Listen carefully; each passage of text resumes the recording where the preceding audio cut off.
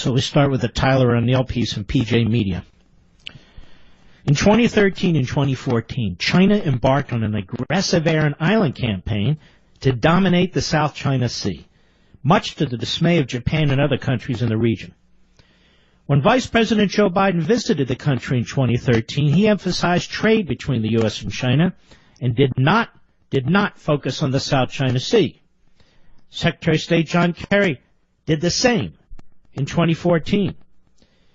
Meanwhile, Biden's son Hunter and Kerry's stepson Chris Hines carried out massive business deals with Chinese officials and the state-owned Bank of China. Worse, Hunter Biden and Chris Hines even invested in a Chinese nuclear company under FBI investigation. Can you imagine if their name was Trump? This is in a book by Peter Schweizer. He says, during a critical 18-month period of diplomatic negotiations between Washington and Beijing, the Biden and Kerry families and friends pocketed major cash from companies connected to the Chinese government. Schweizer's book delves into the ways in which American princelings profited home and abroad from the economic and diplomatic policies of high-ranking U.S. officials. With former Vice President Biden rumored to be considering a 2020 presidential run, the scandals surrounding how his diplomatic efforts enriched his son take on renewed importance. His role in abetting China's aggression for family gain seems particularly damning, they write. When Biden became the vice president in 2009, his son Hunter Biden, became a social fixture in Washington. And Schweizer explains this in his book.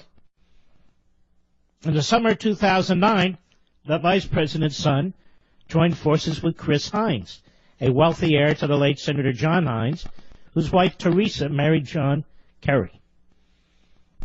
The two formed Rosemont Capital, an alternative investment firm, quote, positioned to strike profitable deals overseas with foreign governments and officials with whom the U.S. government was negotiating.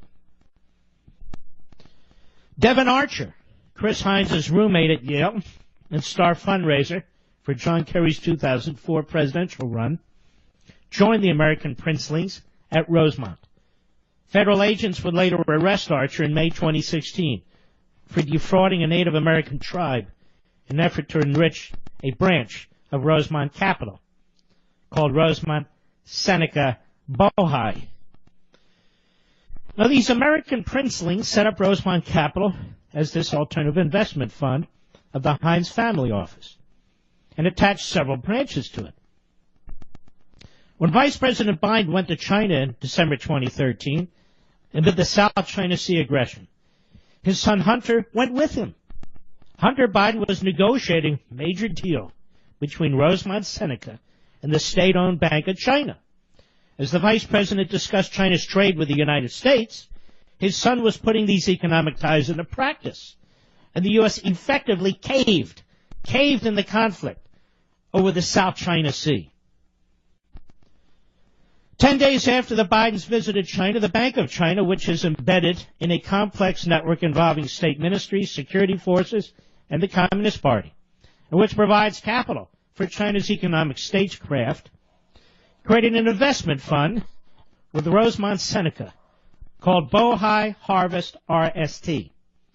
In short, the Chinese government was literally funding a business that it co-owned along with the sons of two of America's most powerful decision makers.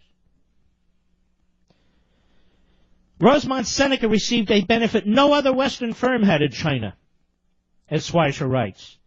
A private equity cross-border investment fund formed in the Chinese government's Shanghai Free Trade Zone. With this privilege, Rosemont Seneca could take Chinese government funds and invest them in China or outside the country, or even in the U.S. As the vice president caved on the South China Sea, and as his son benefited from this lucrative deal, China ramped up its aggression, forming islands and transforming these artificial islands into military bases with airfields, runways, ports, aircraft systems. In July 2014, Secretary of State John Kerry visited China. While the Chinese government had disliked Hillary Clinton's unipolar voice, they found Kerry a much more willing ally. when President Xi Jinping called for a commitment to boost Sino-U.S. economic ties, Kerry echoed the call. China and the U.S. represent the greatest economic alliance trading partnership in the history of humankind, said John Kerry. Meanwhile, a former subsidiary of the Chinese government, Gemini Investments, aimed to purchase Rosemont Realty, another branch of the Rosemont capital tree run by Hunter Biden, Chris Hines, and this fellow Devin Archer. Rosemont Realty had put the mayor of Santa Fe on the bankroll and purchased New Mexico's largest commercial real estate company, BJK. After acquiring trophy buildings, the company prepared to be purchased by the Chinese company, that is, Gemini Investments. Gemini Investments is considered an indirect subsidy of the Chinese government. It's operated by its parent company. And it goes on. The Chinese, well, you get the drift. Hunter Biden and Chris Hines made a fortune off of special deals and privileges from the Chinese government, financial relations with the Chinese government, and the implication here is quite serious, that Joe Biden and John Kerry basically looked the other way, as China was incredibly aggressive. I'll be back. Diabetes.